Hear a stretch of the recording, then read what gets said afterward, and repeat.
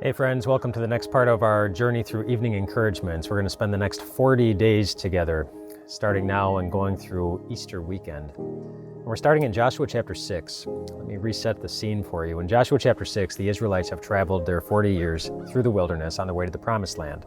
Moses, their original leader, is now gone, and Joshua has succeeded him as the leader. And they're just about to go into the city of Jericho. And in the first verse of Joshua chapter 6, it sets the scene there for us, where it says that the gates of Jericho were securely barred, such that no one could get in or out. And so you think about how the Israelites must have felt as they approached this big city that they knew they had to take in order to go into the Promised Land. As they looked at the big gates that they could not get in, knowing that they weren't going to be opening and nobody was going to be coming out. It probably looked kind of impossible. And you might know how that feels. Maybe you're not looking at a city called Jericho. You're probably not. But you might be looking at a relationship that feels really broken. Or you're looking at a job situation that's really hard. It seems impossible to know how to move forward from it. You might be looking at the world and everything that's going on in it. You might be looking at somebody's health, yours, or someone that you love. You might be thinking of someone that you loved in the sense that they're not here anymore for you to love them. Or maybe you're living with deep regret, the kind of regret that makes it hard to feel like you'll ever find joy in living again. There are lots of different types of impossible situations that might make us feel like maybe the Israelites did as they were looking at Jericho. And so after verse 1, after Joshua chapter 6 verse 1 describes the impossible situation, the gates were securely barred and no one could get in or out, verse 2 goes on to say, "Then the Lord said."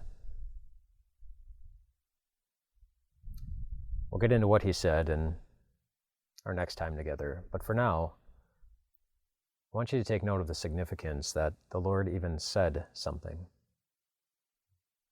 It meant that the Lord was paying attention to their impossible situation. The Lord wasn't ignoring them. The Lord was not only paying attention, he was also intending to take action.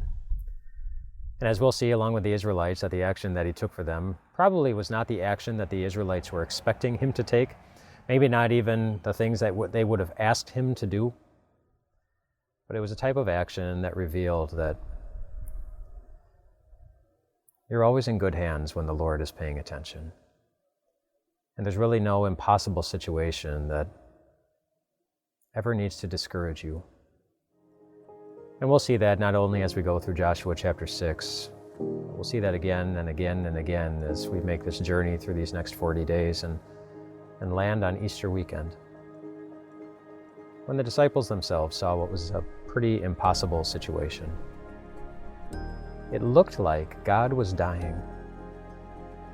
They looked in the mirror and it looked like they weren't strong enough to handle all of it. And truly God was dying.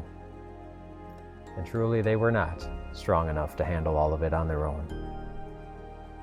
And yet Easter morning still came, when God showed us in some very powerful ways that when God is paying attention, when the God who loves you and has committed himself to being there for you is paying attention, our victory is coming. Maybe not in the way that you see it coming, but in a way that will most certainly always highlight the joy of knowing that we're in good hands when God is paying attention. Rest well tonight, my friends.